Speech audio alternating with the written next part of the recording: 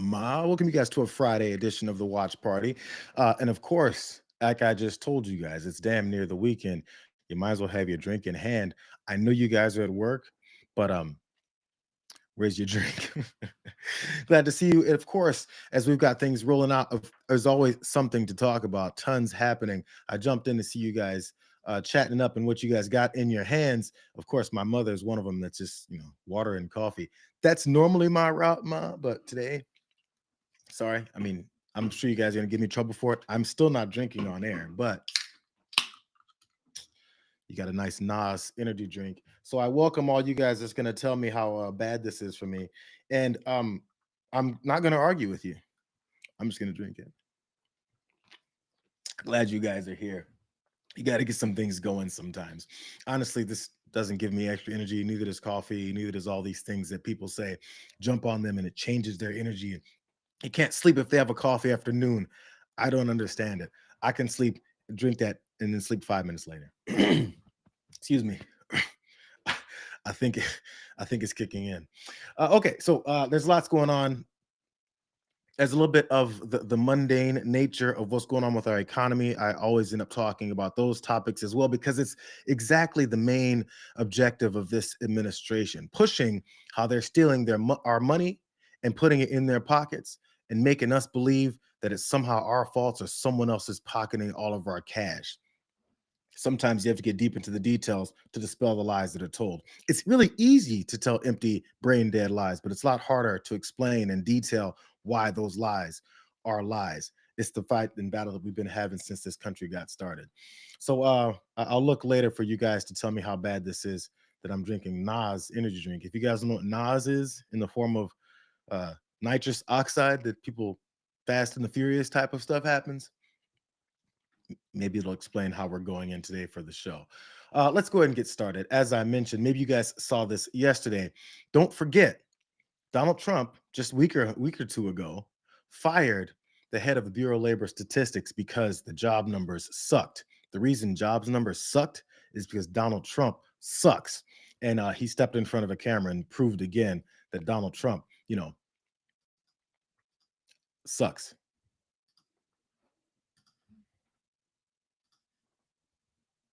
This one chart really says it better than anything. If you look at this is great, but this chart is pretty amazing right here.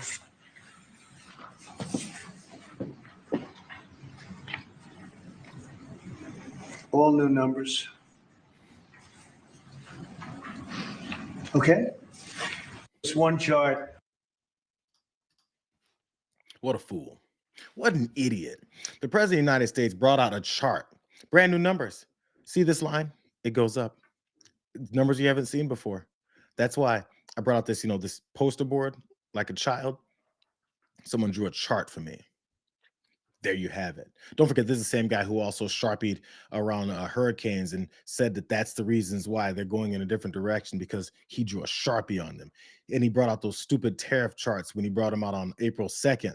Meant nothing as well. He keeps going down this road. I ask one more time, why do we keep listening to idiots? Blatant, obvious idiots that don't know anything they're doing, but think that they can fool people into thinking that what they're putting in front of us means anything. I think he covered for that part, or he thought he did, because he also brought out Stephen Moore to say these types of things, because he's a smart guy.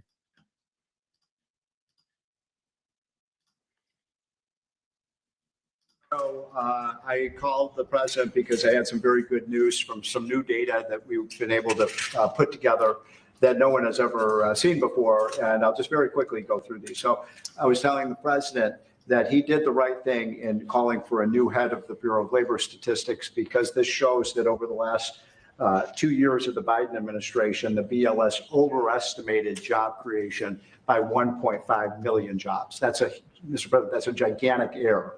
And I don't know if I'm not. It might not have been an error. That's the bad part. If it was an error, it would be one thing. I don't think it's an error. I think they did it purposely. Whether that, you may well be right, but even if it wasn't purposefully, it's incompetence. Right. Okay. So 1.5 million jobs overestimated. We have access to the. Some data that no one else does on what has happened. So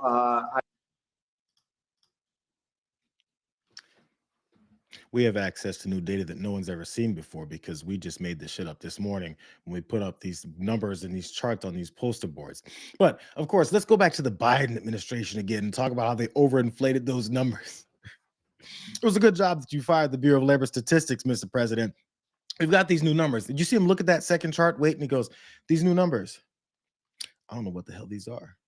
I guess I'll just keep talking because I don't know what the hell I'm doing anyway, outside of just carrying water and expecting everyone to believe this nonsense. This is the way these folks operate. Don't forget, that was Stephen Moore who he brought out here.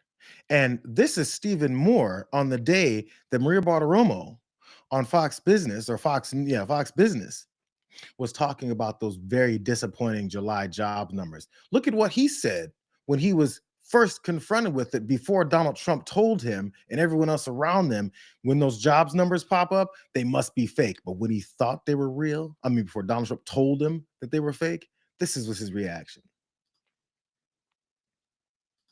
The NASDAQ down about 200 going. 73,000 jobs. 73,000 jobs created in the month of July. Number just coming out. And that's total. 4.2% is the unemployment rate, right in line with expectations. Here are the numbers. For the month of July, jobs came in at 73,000. That was lower than the expectation, which called for 110,000 jobs. The unemployment rate right in step with expectations at 4.2%. Steve Moore, your reaction. Look, I think this is all a result. This disappointing number is a result of all the turmoil over tariffs and the trade wars. All these disappointing numbers on the day of the actual shitty job numbers coming out for July are all a result of Donald Trump's disappointing and disastrous trade wars and tariffs. Same Stephen Moore who just came out and said, we've got brand new numbers that no one's ever seen before. Matter of fact, here they are. But on the day that those numbers we were told were real, when they sucked and Donald Trump hadn't thrown his temper tantrum yet, no burgers had flown against the wall yet, it sucked because of Donald Trump's plans and his agenda. It's right there in front of us to understand how these people get told by the baby in chief, you guys need to change this for me. So they changed it for him. And he walked out there and showed his face as if no one would think and remember that he was dogging his ass out just a week and a half ago. Let me tell you guys who Stephen Moore is. This is a piece from Common Dreams. Let me give you guys a couple of quotes. Common Dreams is an independent journalistic organization that isn't paid for by big money from billionaires and like people, the Koch brothers, which we'll get into in these quotes in a second. And this is from 2019 when Stephen Moore was nominated by Donald Trump to be on the Federal Reserve Board of Governors, right? This is what they had to say about who he really is in his background. I want to point out who this guy is who flip-flopped and is lying to you right now. He's a lifelong version of that. From Common Dreams. Paul Krugman and many others have called Stephen Moore a liar. The UC Berkeley economics professor and influential blogger Brad DeLong notes that Stephen Moore has zero credibility. The editorial page director at the Kansas City Star announced that she won't be running anything else from Stephen Moore after she discovered, quote, substantial factual errors in two of Moore's columns. Jonathan Chait, a recent New York Magazine piece, calls Moore a famous idiot and notes correctly that Stephen Moore's career as an economic analyst has been a decades-long continuous procession of error and hackery. That's Stephen Moore. Hey, there's more about who Stephen Moore is. Continuing on from this article. Moore has a master's degree in economics from George Mason University, a libertarian outpost that has been lavishly funded by the Koch brothers, those billionaires that control political direction. They've been doing it for decades. Moore has spent his career with a long list of well-funded libertarian think tanks, including 2 stints with the Heritage Foundation and a decade with the Cato Institute, a libertarian lie factory founded by the Charles Koch Foundation in 1974. Moore is a founder with the infamous supply-sider Arthur Laffer of the Club for Growth, another fact-free think tank promoting the Koch agenda. John Nichols of the Nation writes that the Club for Growth is, quote, an organization funded by extremely wealthy conservatives to carry out their budget-stripping goals. Hold on for a second.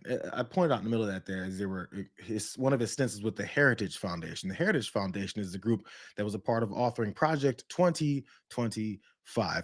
The thing which I think I saw in headline that they've implemented about 40 to 45% of that Project 2025 that Donald Trump didn't know anything about when he was running for president in this last stint here. He didn't know anything about it, but damn near 50% of it has been implemented in the first few months in office. Weird how that is, and that Stephen Moore is a part of that as well.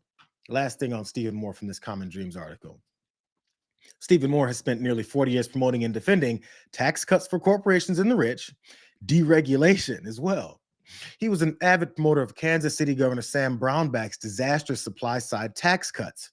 Moore insists that right-to-work laws protect workers. He blames the financial crash of 2008 on, get this, an excessive bank regulation. Moore is also an aggressive and shameless climate denier. You won't be surprised by that either, because he works for and says everything in favor of trying to promote the richest people in the world and our country specifically to make more money off of our backs while blaming us for it. That's who Stephen Moore is, the guy who walked out there and originally had some kind of actual real thing to say about what's going on with these job numbers, and then flipped. I started cussing when I'm trying not to, but he flipped like a flip-flopper would. Let's put it that way. When Donald Trump told him to jump, he jumped. So that's who Stephen Moore is. So, of course, no good fascist can continue to try to lie blatantly and obviously and stupidly the way that these guys have been doing without the help of a good old propaganda network to tell their viewers that everything that's happening is actually great. It's on the up and up. As a matter of fact, as you'll see here, Charles Payne of Fox Business says that you should celebrate what's going on, despite what you're seeing with your own eyes.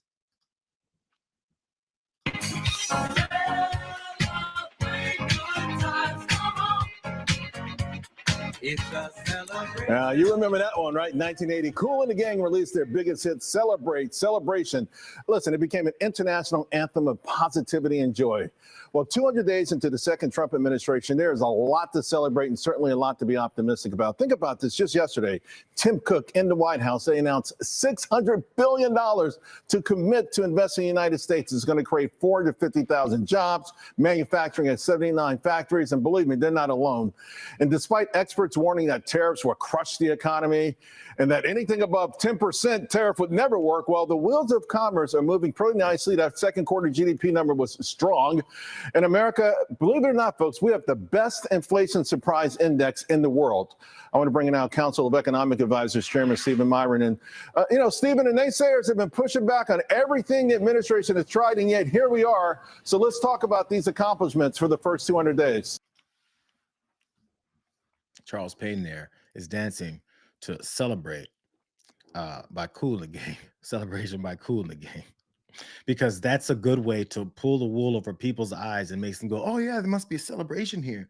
Because despite the fact that all my prices, everything that I'm buying have gone up, despite the fact that people have lost all these jobs, despite the fact that real job numbers just told us that this is a disastrous agenda that's actually hurting real Americans, let's listen to a song and listen to Charles Payne dance in front of it instead. The stupidity is way off the charts. You know what? Let's go back to that same jobs numbers video that I just showed you guys, where what's his name? Stephen Moore actually had some real things to say. I want you guys to look at the bottom middle of this Brady Bunch looking video here, when Maria Bartiromo gives those horrible job numbers because they just came across her, and everyone has their actual real first reaction. Charles Payne was on that panel too. Look what he said. He had a quick little aside. It didn't go to him right then, but he had a reaction to it. I want you guys to see what Charles Payne, who's now dancing, first thought.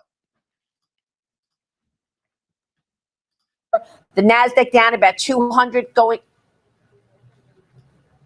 73,000 jobs. 73,000 jobs created in the month of July. Number just coming out. And that's total. 4.2% of the unemployment rate. You hear him? He kind of murmured there. There were like four of them. Oh my God. And he said, and that's total. And that's total. Total disappointment is what it was on Charles Payne's face. Before then, he was given his marching orders to act like this is glorious. That's Charles Payne. And that was Stephen Moore. These are the people that are telling you that things are wonderful. You know why? Because things are wonderful for them, because they're getting paid. There's another guy who's getting paid. His name is Tim. Maybe you guys heard him. Tim Cook, CEO of Apple. So he went into the Oval Office the other day and handed Trump a trophy, a meaningless trophy, because he knows he's got to butter up the stupid king in order to continue to get any kind of a cutout and carve out from these horrible tariffs that will destroy every company, which honestly, not really, not the ones as huge as Apple, but it'll destroy the consumers that they'll pass all those costs on down to. So he needs to find a way to make himself look good. So he's buttering up the king. You might put stuff up. Yes, please. This bottom was made here in the U.S., California. And this glass comes off the Corning line. It's engraved for President Trump. It's a unique unit of one. It was designed by a U.S. Marine Corps corporal, a former one, that works at Apple now. That's good. He's done well. Designed it for you. And the base comes from Utah and is 24 karat gold.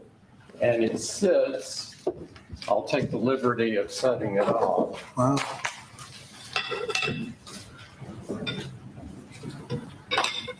Well, let's see.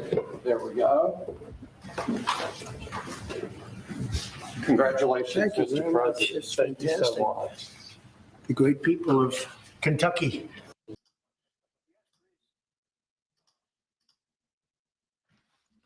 What the fuck does Donald Trump need a trophy for? An Apple trophy from Tim Cook. Congratulations, Mr. President. Congratulations.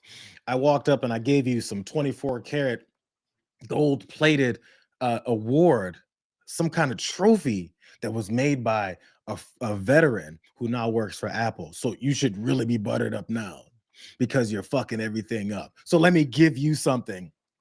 And so you can act like you're so great at this, and this having this award ceremony in the middle of the White House to make all of us look like we've done something as people actually suffer. This is what we're living in. It's all fake. It's all smoke and mirrors. And this guy walked up there, put that up there so he could get favor from the king. The king sat there with his robe on and his feet crossed, and there's a few stairs looking down at the court jester on the left, and all the people who want to have some kind of favorable life in this country. And you offer something to the king, and the king goes, I like it. It's gold plated. I'm a tacky asshole. Please put it on the side and send the next fool in. That's what we're living in. If you actually pay attention to what this looks like, it's exactly what it is. Let me tell you what Tim Apple is actually why he was doing that. Because what they announced was a $600 billion investment from Apple. So Donald Trump is celebrating, as you know, Charles Payne was doing. And also hundreds of thousands of new employees from those investments all over the United States of America. I mean, it's exactly what Donald Trump said he was implementing by pulling off these tariffs that are destroying so many people's lives, right? Let me give you details about that investment, because it is. It's hundreds of billions of dollars of investment from Apple. Here's some details. I know, this is what I'm saying. This is what I said from the beginning, you guys. When people lie and cheat and steal and give that as their argument, you have to give like lengthy details of what's really happening. And I'm going to give you the good parts about this. I'm just going to tell you how much of it is new. Let me show you. Here's Apple's investment that Donald Trump and Tim Cook are celebrating. So in February, back in February, back when he was in office, Apple said it would invest $500 billion and hire 20,000 new U.S. employees over the next 4 years. Now, Apple is going to add another $100 billion to that commitment, making that $600 billion that they're talking about, right? Apple spelled out how it's going to spend some of that money at that White House event, including a pledge to spend $2.5 billion expanding its work in a Corning plant in Kentucky. That's why Trump mentioned Kentucky there, where it makes glass for iPhones and Apple Watches. Apple says it will eventually ensure that all of its devices sold worldwide will use American glass, even though it didn't really spell out how much of that work was already being done in America. That's a little bit of the hint of how this is going on. more.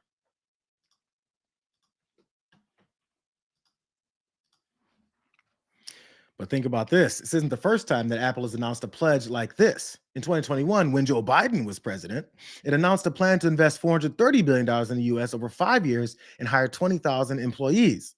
Some of those plans involved new construction, like a new engineering hub in North Carolina.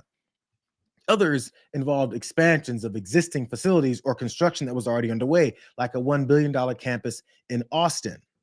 That was during the Biden administration. So they do things like this. There's investments in the country when they're building certain parts, which in this particular case, for that investment is for the glass of iPhones and Apple Watches. Now, when it comes to the rest of their products, we'll see.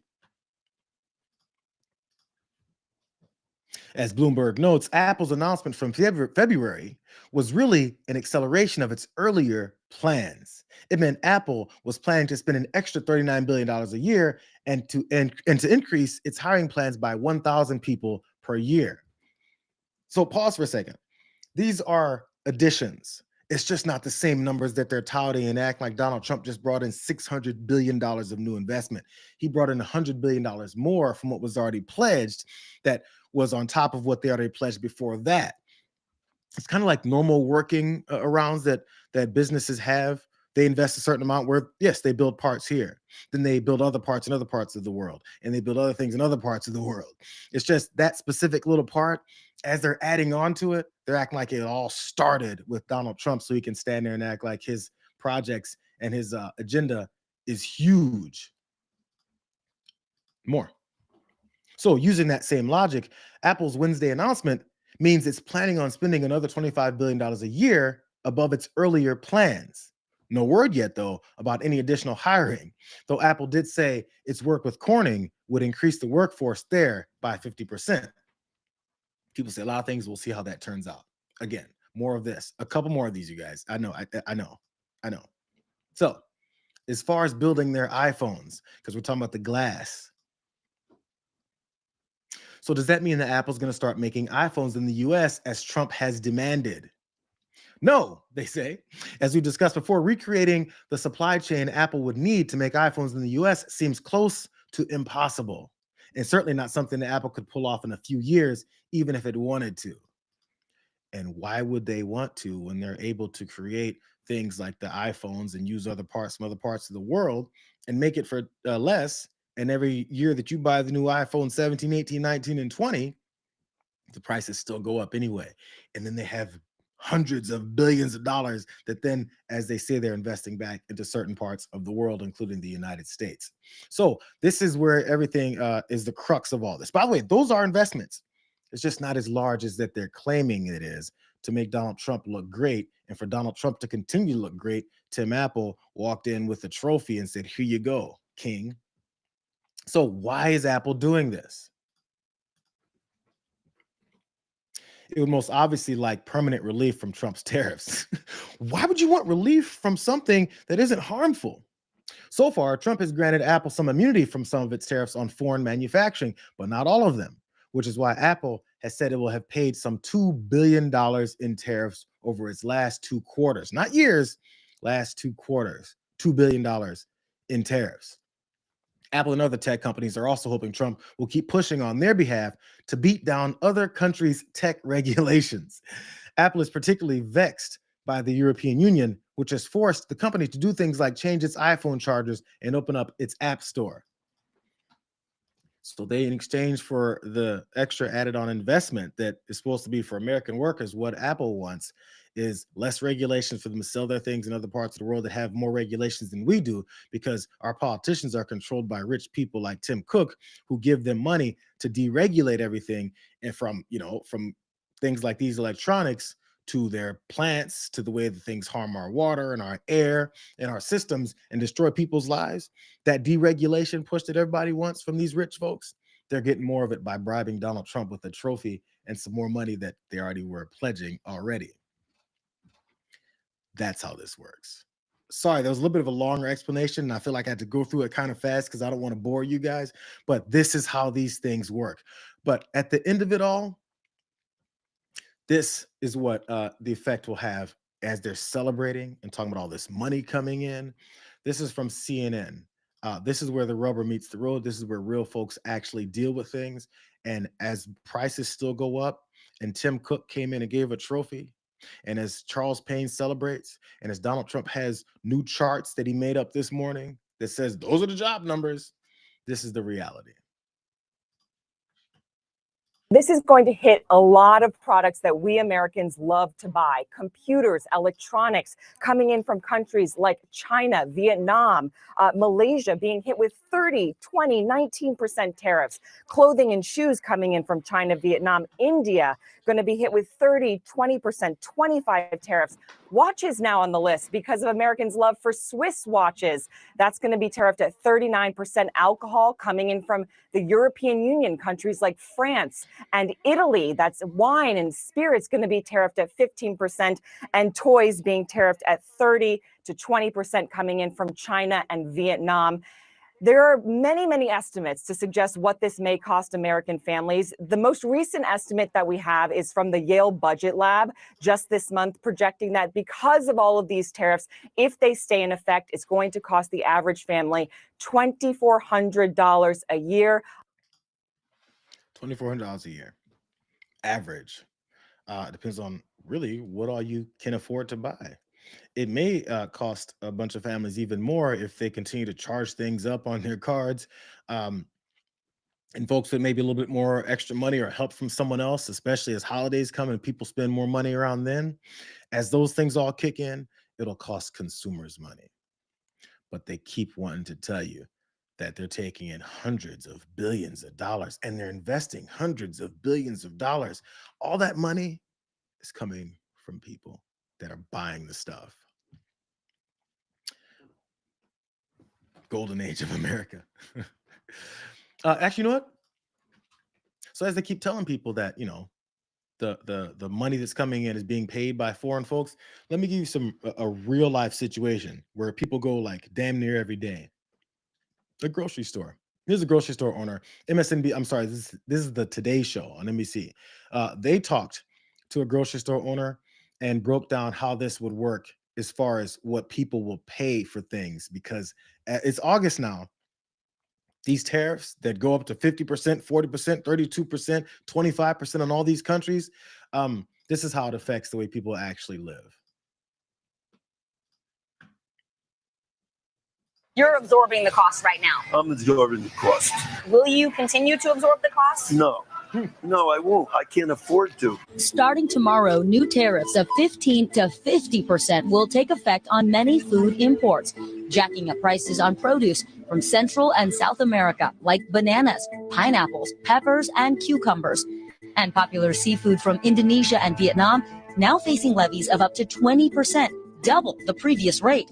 Higher tariffs also hitting imported coffee, olive oil, meat, and cheese. The price went up on the Reggiano Parmesan, so I cut the wedges smaller. So they're only $10 each. Also impacted European spirits. With pre-tariff inventories running out, you may see price hikes on wine from France and Italy. If so, Leonard says consider buying American. It's a lot less expensive. Will there be a shift in wine, say, for instance, from Europe to Napa Valley or Washington State? Leonard promises to disclose any price bumps from tariffs to his customers. But when we asked other supermarket chains if they plan to do the same, none would comment. I heard that, you know, foreign companies that are importing their goods here pay for the tariffs.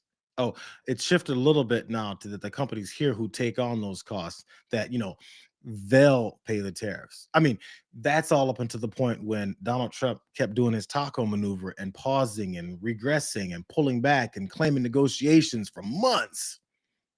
When it's finally going to kick in, because that's what he doesn't tell many people. All the pauses and back and forth was delay tactics so that stuff wouldn't really get bad as soon as it could. But once it really all kicks in, because it's been a slow, gradual increase. That's why the inflation rate went up a bit, like damn near 3%, when everyone was saying, look, it's only gone up a little bit, before they said inflation is going to go down under Donald Trump. You know how the goalposts always change? Well, it's only been a little bit of shittiness.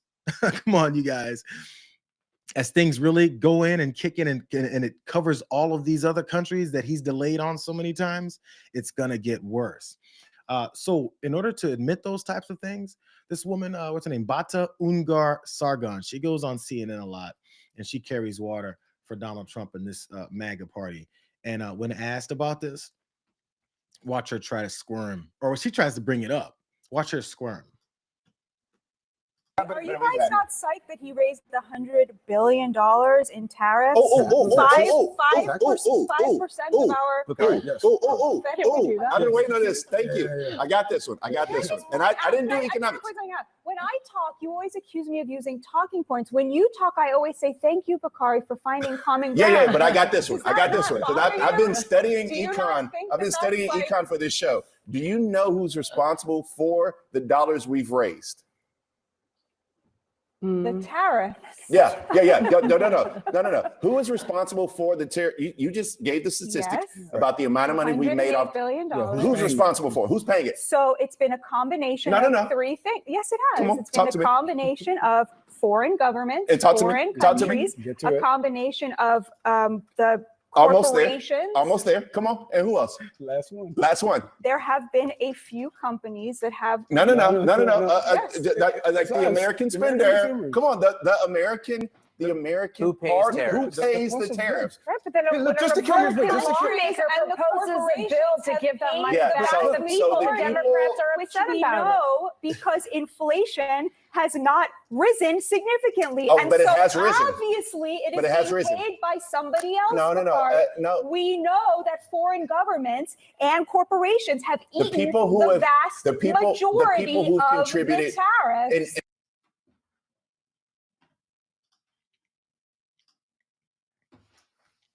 She went through a whole list of ways to avoid the one thing that she wouldn't say. Customers, consumers, the American people pay for these things. She said it's foreign businesses. She said it's corporations here and companies here that bring it in. Then she said they've been absorbing the tariffs. Why do you have to absorb something that's so great? And you know how capitalism works? When companies have higher costs, what they do is they just take that and don't find a way to make their money back. You know how that works, because that's how capitalism works. That's how unfettered huge corporations work. They invite. In fact, they gave him all that money and went to his inauguration because they wanted to pay more money. That's why they went. That's why Tim Cook showed up there with a trophy for Donald Trump, because he wants to pay more. Because the people whose responsibility is on these boards of these huge companies, because their responsibility is to make sure that the company doesn't make more money the next year and the next year and the next year. And think about small businesses. Small businesses really, they love taking on so much more money every year. In fact, they can. What they'll do is they'll pass those costs on to consumers, or they go out of business. The small ones. The big ones are just greedy. They can, of course, absorb it, but they won't. Walmart said they wouldn't. Amazon said that they wouldn't. All these huge corporations will not. Ford and Chevy, who are losing all these billions of dollars over quarters here and there, they are going to pass those costs on. In fact, they've begun, and when it gets bad, they'll continue to do it. But her point is, inflation hasn't risen significantly as of yet. So when it does, there's going to be the next excuse. It's really like pulling teeth. If you have to pull that answer out of somebody, wouldn't you call them a liar for claiming that wasn't the case the whole time? If you refer back to the campaign, Donald Trump said tariffs aren't even anything at all. Now it's shifted to, well, inflation's only a little bit and corporations and companies take it on. Okay, well, customers take on to a certain extent, but we're in a golden age. Did you know we're taking in hundreds of billions of dollars from your pockets? Here's Herman Munster trying not to answer the same question. Report. Brett, good to see you.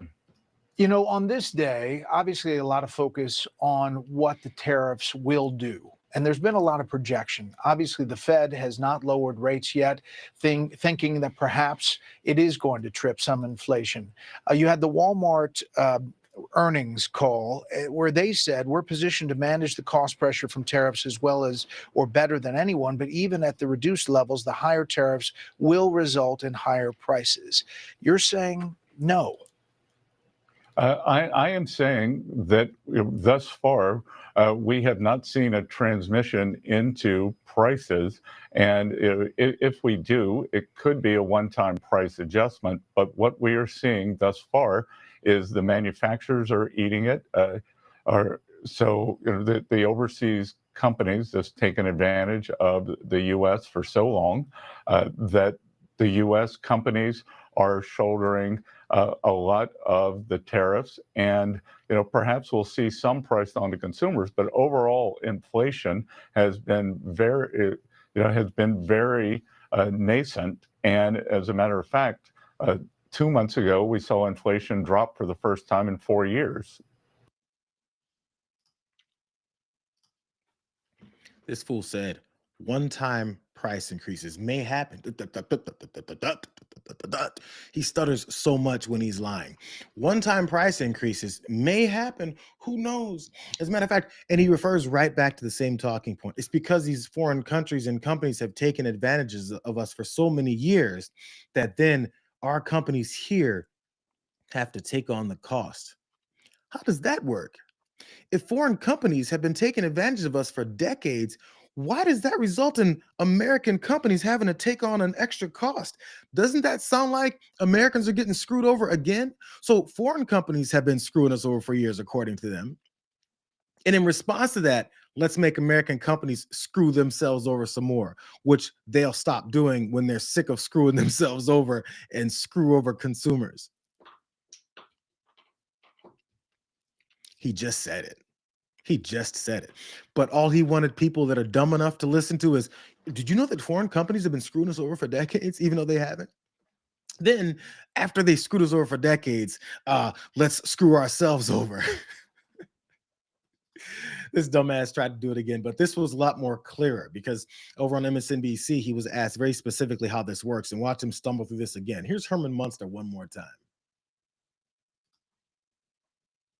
There has been some confusion. So we've got a tariff of what, 50% on Brazil now, I think.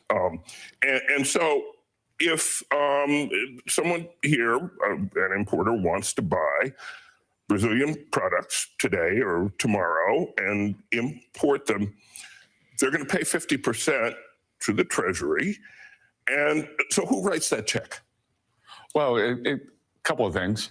First, we could have substitutions. So there's very little that only comes from Brazil. It could come from Argentina. It could come from right. But assuming it does come from Brazil, say, or it comes from any country with a tariff, who writes the check to the Treasury? Well, the check is written to the person who receives it at the dock in the U.S. Mm-hmm. The check is written by the person who receives it at the dock. So the tariff is paid in this country by the importer. Is that right? But the Brazilian exporter could decide that they want to keep market share. They could lower their price so that the full 50% of the tariff, say, right, they could eat part of the cost. They could eat part of the tariff, which is what we've seen. Okay. But the check is written by the importer, right, at the dock. Yeah, and then the importer can pass it on or not.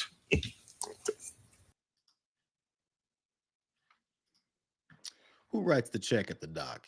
The people here. And then after the people here write that check at the dock, who then goes to people like Scott Bessent and Donald Trump and the Treasury to take in all that money that they're bragging to Americans about, where does that cost then go? Well, I mean, they could take it in. I mean, if they really wanted to, they could take it in if they just want to do us some favors and lose money over it. Or maybe that foreign importer could take on the cost, if they just choose to, even though they can import their goods and Americans have to take it because these companies need it in order to create, in many cases, the products that they're selling to Americans. So why would companies not take in that extra cost in order to try and still sell it to Americans who are their consumer base? Why would that other country, why would Brazil stop sending the coffee when the coffee keeps getting bought by the idiots who are paying more for it? So if you run a company and you raise your prices by 200%, double their prices, if you do that and you have the same number of customers come in and buy it, I think you're making more money and you have no incentive to be like, you know what? I'm making way more money than I ever was before. I think I'm gonna cut back on that.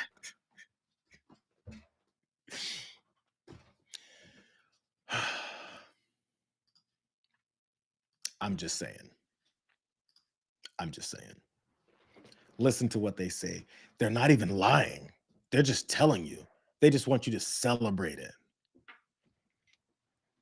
I have a question for you guys. I got one more story. I got 20 minutes. I got a question for you guys. I've been looking at a few of what you guys are saying. We're off of the finance and tariff and Trump economy talk, I promise, even though that's very important. So next time people start complaining about what their prices are going and how much they don't have anything and all that stuff, just understand all this background information that they don't want you to really think about is the reason why, on top of that big shit bill that they've also passed that's taking away people's health care, safety nets, job security, and costs for everything else will continue to go up based off of those things as well, too. Childcare, school. It's crazy. It's crazy. So it all comes back to the bottom line of regular Americans. So this is my question. Did you guys, which one of you guys saw the show yesterday? And we did that story of the cop, the assaulting cop who ended up in prison because he killed 4 people. And then he was Jeffrey Epstein's last cellmate. The guy who did that video that I played, I think is Joey Engelman. He actually commented on the video when we posted back up there. I actually invited him to see if he wanted to come in and talk more in depth of how he threw those together, because I have to have that information. For those of you guys who didn't see it, go to the channel, check out this story about Epstein's last cellmate. It's one of the last. We just did it yesterday. But that guy, I want to know how he put it together because I need more information. He had little clips and postings. I want to know how it came together because I still haven't got the answer that satisfies, my conspiracy theory mindset now. Just saying. Apparently, one of you guys that watches told him about it. That's what he told me. He said someone that, someone that watches notified him that I was talking about it. Fun times. So if you guys didn't see it, go see it. It's interesting, if nothing else. Even if it's just crazed, made up stuff, it's interesting stuff. Let me go to this last story. I got a few minutes. It's not a sports story. It's just, it originates from what's been happening in the WNBA and the disgusting nature of people throwing objects on the court. It gets crazy, and there's a lot of twists and turns to this, and I didn't even know about this either. I was going to ignore it just for the sake of not promoting these assholes, but I want you guys to see this. No way, bro. No way. I don't want to get down. You guys got plastic?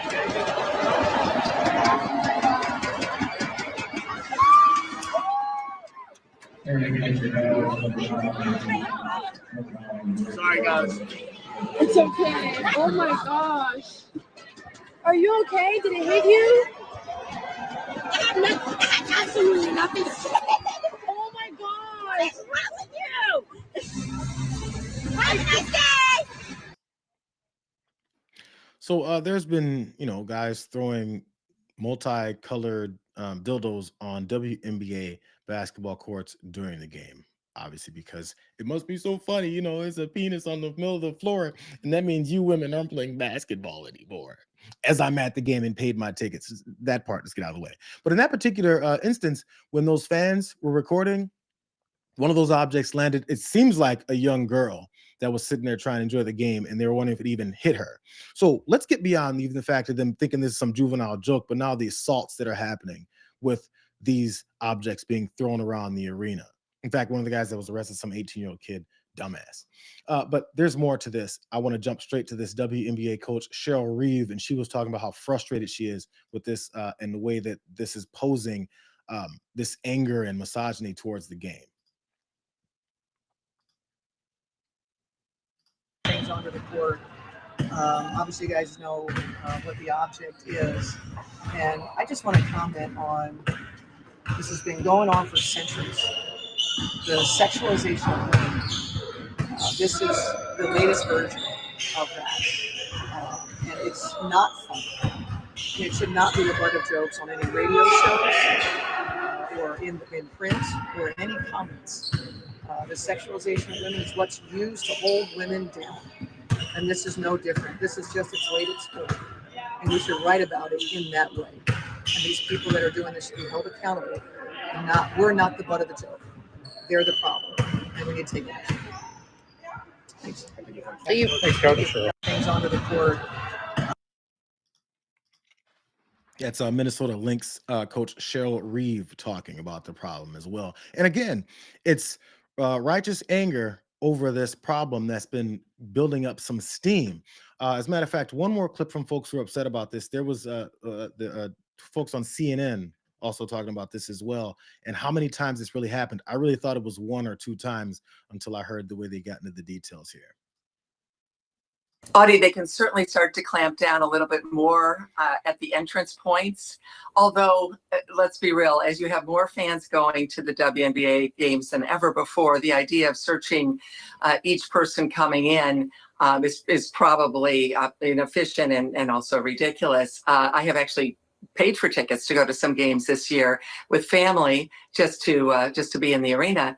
This is just an utter embarrassment, and it is certainly absolute misogyny at its worst, one of its worst forms. Now, as you mentioned, 6 times my USA Today colleagues are reporting that and have talked to these guys who said, oh, we meant nothing. You know, that is ridiculous. Of course they meant nothing. They're targeting these incredible women.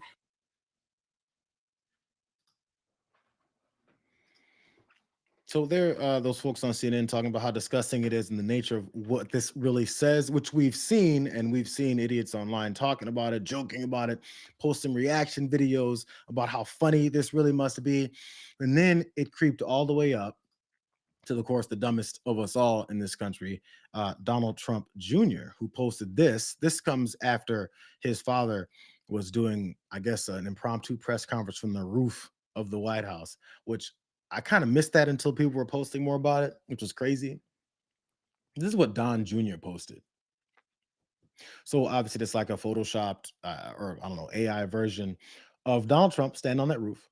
As you can see, the green dildo flying from his hand and the WNBA court down in front of him, because, you know, that's funny, because the president of the United States throwing dildos at grown professional women basketball players means something, you know, because that's America first, you know, because that's in support of women,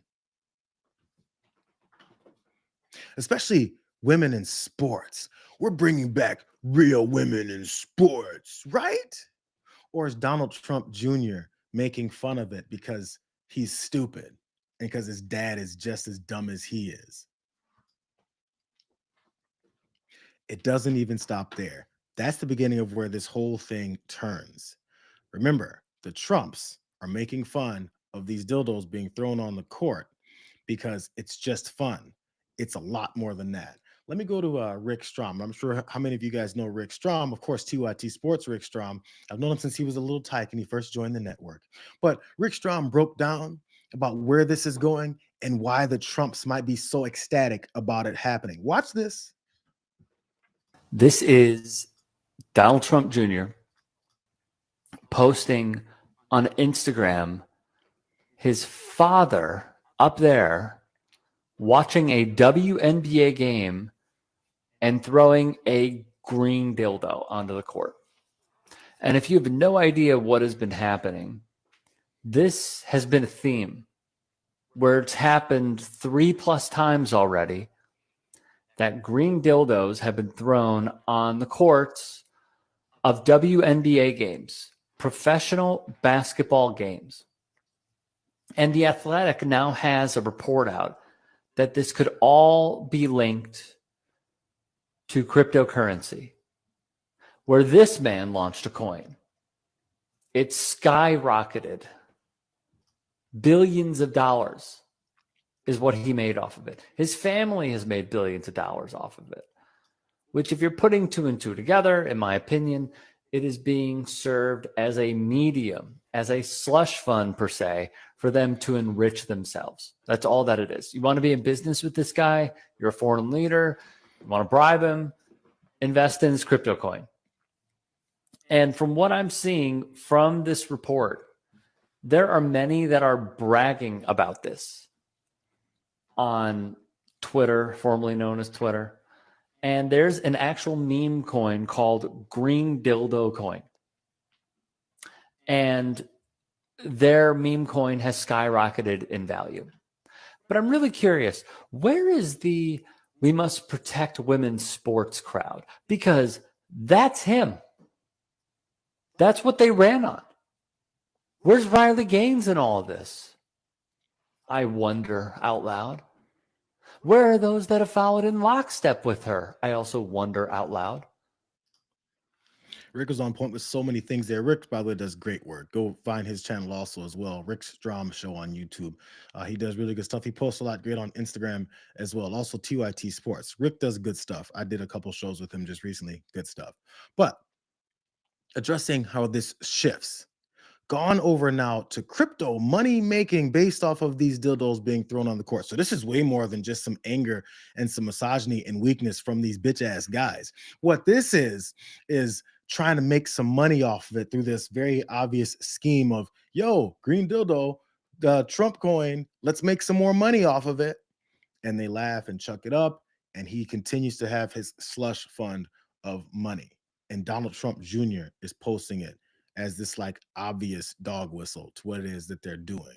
So it serves both of their objectives. Clown on people that they're intimidated by, and then also make money off of it through the rest of their crypto bros. That's how that's the scheme, I guess, because it's such a scheme. Criminals don't have to have schemes when they're running the whole government.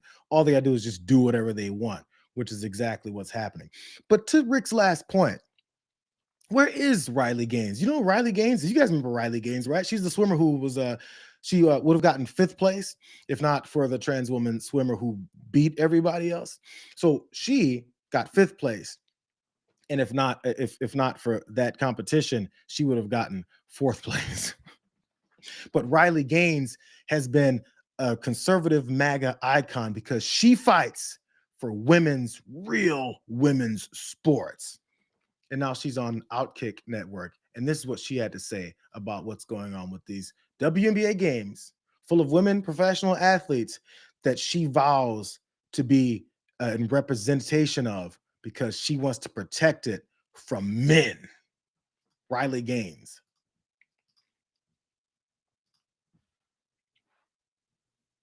Major numbers from the Trump administration reporting that the past 3 months, there have been 0 immigrants to cross the border illegally, which is fantastic news. So in looking at these headlines, looking at the WNBA, there have been more green dildos thrown on the court at WNBA games than there have been illegal crossings at the border in the past 3 months. We are so back. Major numbers. Riley Gaines says, we are so back. There's green dildos being thrown on women's professional basketball courts. We're so back. It's been more of those than there have been illegal crossings in our United States border.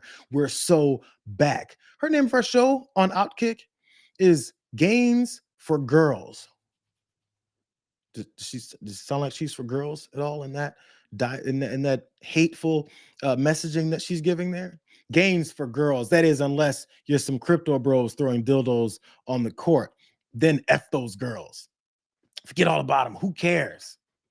Clay Travis I think he's like the creator of Outkick. He's a big name guy there. I don't really know his position, but he's a big name guy and he does sports talk as well too.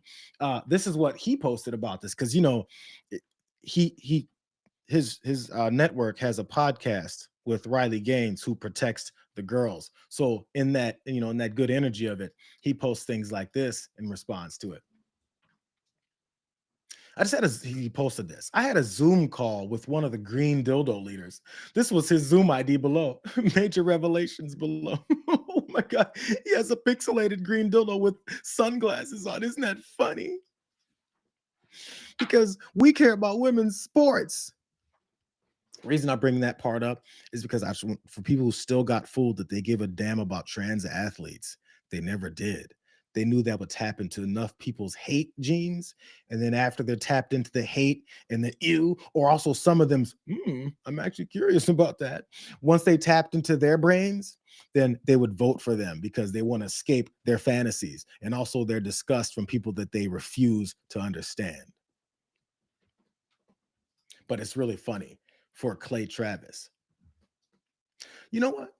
one last connection to all this, in case it's not disgusting enough. Keep in mind, we're talking about protecting real women from men invading their sports as they abandon that idea altogether. There's one more protected group that they want to talk about. And it's exploited girls as well, too. But Clay Travis, on the Clay Travis and Buck Sexton show, he went and talked to Marsha Blackburn, who's running for governor of Tennessee. I think she's like senator right now.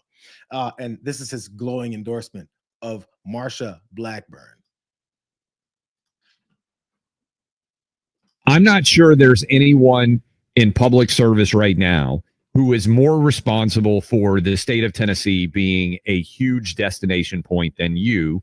As we look at what President Trump has delivered for the American people, he said, I will drain the swamp. He is sending education back to the states, sending health care back to the states, and energy and regulation. Responsibility that has been tangled up in Washington, D.C. with miles of red tape, he is sending back to the people. So this is the chance to reset our state so that as that authority comes back, we in Tennessee, who are great innovators, we who believe in a small central government, what we will do is position ourselves to be America's conservative leader for decades to come. I'm not sure there's anyone in public service. Clay Travis loves him some Marsha Blackburn. Loves her. She's going to be a great governor of Tennessee. That is, unless enough people see how she's acting and the way that she's really talking about the things that she says she was so hell-bent on protecting people from, which is, child sex traffickers. This is her walking down a hallway, being confronted by someone who's waiting for her to own up on her promises. And just understand the situation here and watch what happens.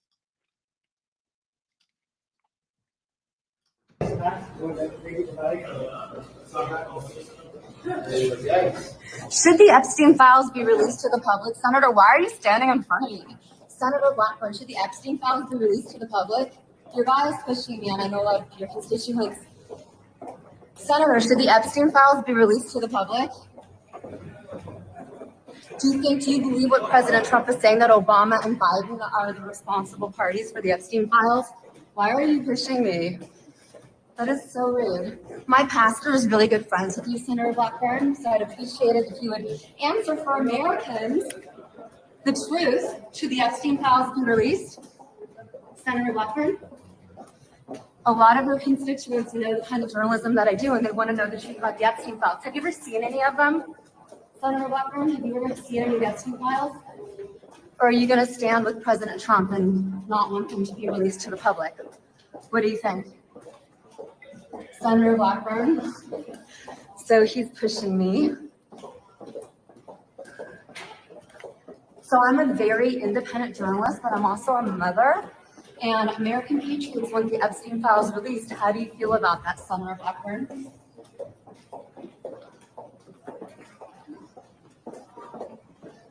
And that's how really rude senators behave. That is so completely disrespectful and rude.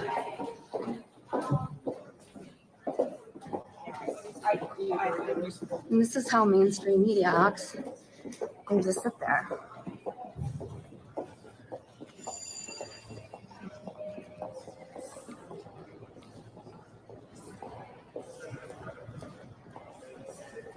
Okay, Senator Blackburn, I'm going to release this footage because you've been so rude today and not answering any questions. And I'm a mom, just like you're a mom. A lot of my viewers, why are you pushing me and harassing me? You're willing to do this for money? You don't believe in First Amendment free press?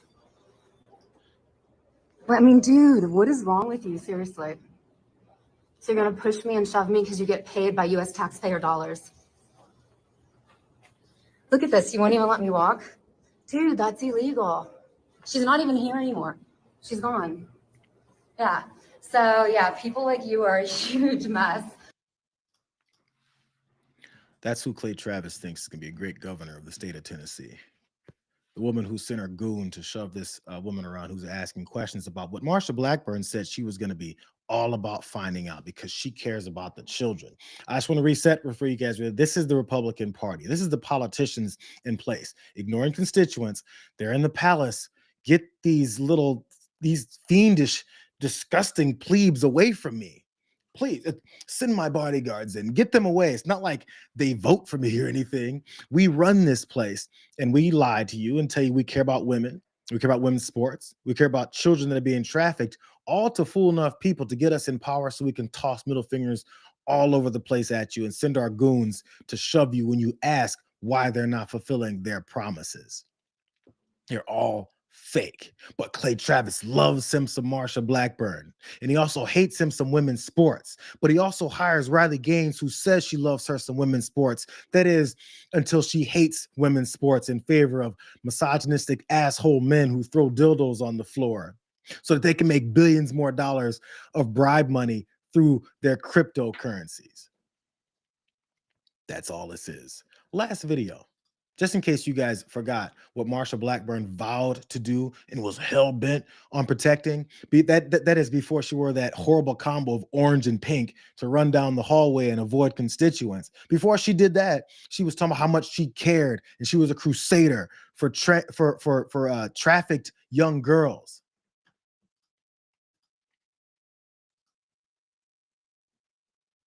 Chairman, if I may respond to Chairman Durbin. I had raised the issue with Chairman Durbin. I had raised it on the floor that we wanted to get these records. And then during that hearing that you're recognizing, sir, or that you're mentioning, I sought recognition. It was not my Republican colleagues that ended that hearing. Mr. Chairman, you had the gavel and you were the chairman, and you sought not to recognize me. And I know, and you know, and so many people are aware, sir, that you and Christopher Wray did not want those out. And I know we need to move on for questions, but Mr. Chairman, we have fought this issue for quite some time. I look forward to having an FBI that will work to help get these records and end this human and sex trafficking in this country. 15 seconds. That's Marsha Blackburn. She looked forward to having an FBI that's going to do all the things that she said she's about. Too bad the FBI is doing the exact opposite of the things that she said she wants them to do. That FBI was just trying to have a private dinner the other day to have strategizing how they should continue to cover up the thing that she vowed to expose. If you vote for them, you're going to get exactly what it is that they're giving you. Middle fingers and screw you and take your money. All because they know enough people will hate the people that they told you to hate. It's an exchange. Your hate is an exchange for your entire freedoms, your money, and your life. Hope you don't need any surgeries. Hope you got billions of dollars and you don't have to be on any kind of healthcare that's affordable. I hope you got that in exchange for all these things. Or you're that guy with the beard that needs to be kicked in his nutsack when he runs up on you and shoves you around the middle of that hallway. Okay, I know you guys are going off to TDR. Good to see you. Happy Friday. I was trying to make it happy, but there was too many of these types of stories out there. We'll see you guys next week. Enjoy it. Go tell John I say, hey, go in there tipsy as hell. Hope you guys finished your drinks, tip your waitresses, all that good stuff. But you really didn't do that. You're just drinking. So we'll see you guys next time. On Monday, we'll catch you guys again. Have a good weekend, I hope, or try to survive. We'll see you guys later. Love you.